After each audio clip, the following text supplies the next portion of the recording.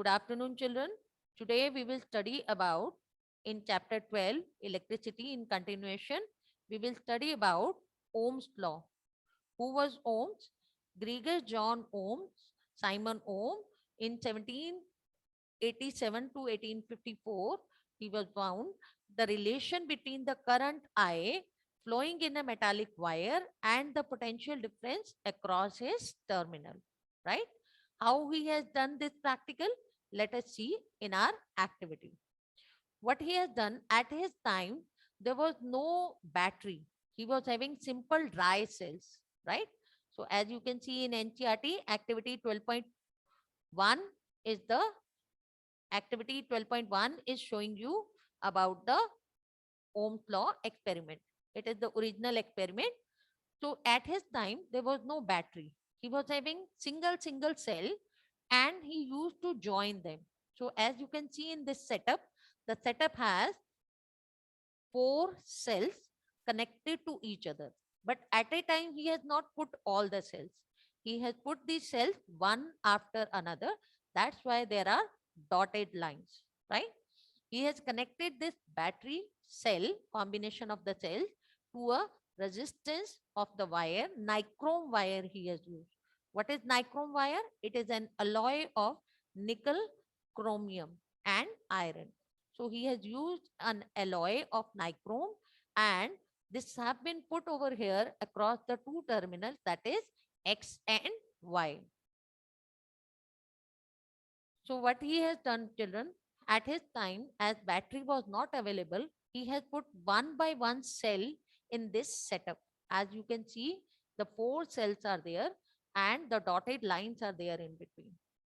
He has put one nichrome wire whose resistance R was there. What is R? At the end we will study. He has put one voltmeter in parallel to this wire. Why? Because we know voltmeter is always connected in voltmeter is always connected in Parallel. parallel to a resistor, right? Ammeter is always connected in series. So he has connected ammeter in series. Through the key, he has allowed the current to flow. He has connected one cell. So he has noted all these values of potential difference across the voltmeter and the value of current across the ammeter, and filled in this table. As you can see, number of cells in the circuit 1, 2, 3, 4. Current flowing through the nichrome wire. With the help of ammeter, he measured the current, and potential difference with the help of voltmeter, he measured and written the values. Then he connected two cells, noted the value of current and potential difference. He connected three cells and noted the value of current and potential difference. Four cells, and he noted the values of current and potential difference.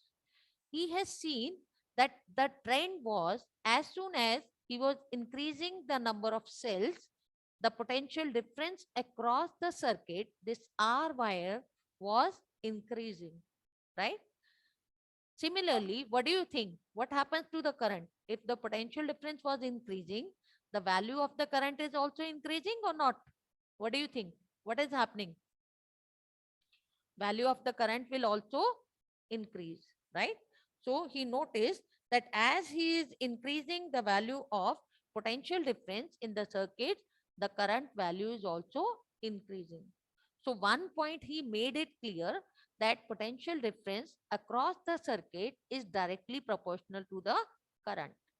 To verify this, he has done one more thing.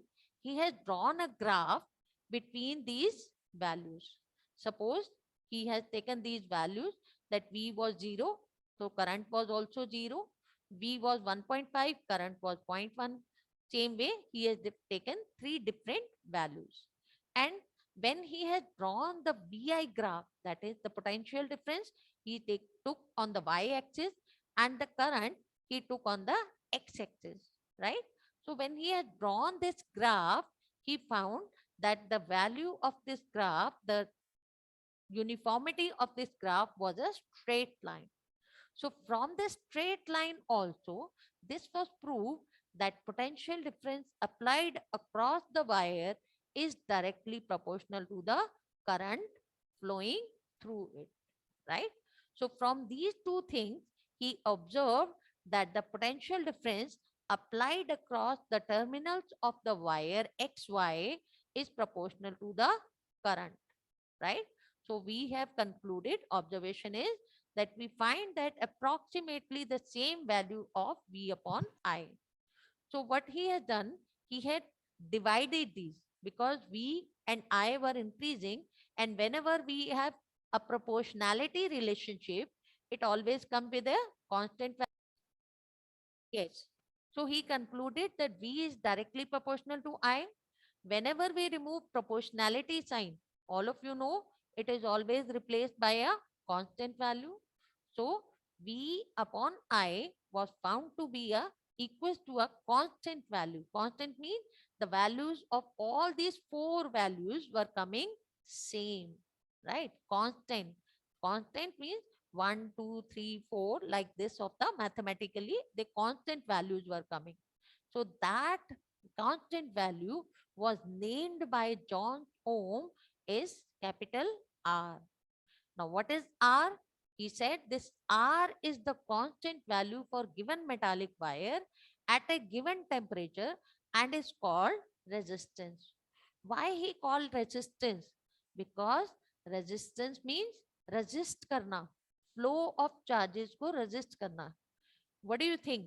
Anything is a superconductor? Yes or no? No, ma'am. Anything can be a superconductor. No, nothing is a superconductor. Whether copper, whether anything, any material we use, that is not a superconductor. So we need to spend some work done, right?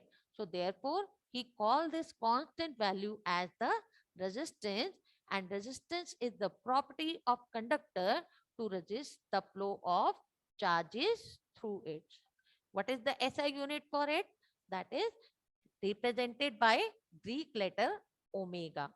And Ohm. according to Ohm's law, R is equal to V upon I. What is the SI unit? 1 ohm we said. So if 1 ohm is there, that means R is equal to V upon I. What is the potential difference unit? What is the unit for potential difference? Volt. Volt. And what is the SI unit for current? Coulomb. Ampere. So that means 1 ohm will be equal to 1 volt upon 1 ampere. Or in the words, we can say that if a resistance of 1 ohm is there across the two ends of a wire, it will conduct the value of potential difference of 1 volt and the current will be of 1 ampere. Now, I would like to show you animated video made by your classmate only, Ishan. Beautifully, he has made this animated video for your better understanding, right? So please see this video and ask the doubts at the end.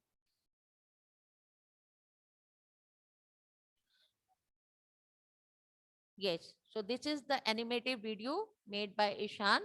So you can see when he is connected, ohms have connected one cell, the current was flowing through the circuit and ammeter voltmeter was measuring. Two cells were connected, the measurement of V and I was increased or decreased? Increased or decreased? It is increased. And when there were Increased. three cells, the voltage value, the potential difference value, and the current was also increased. So thus he concluded that V is directly proportional to I. Is it clear to everyone? Please write. Remember the statement is always V is proportional to I. Right? Thank you so much.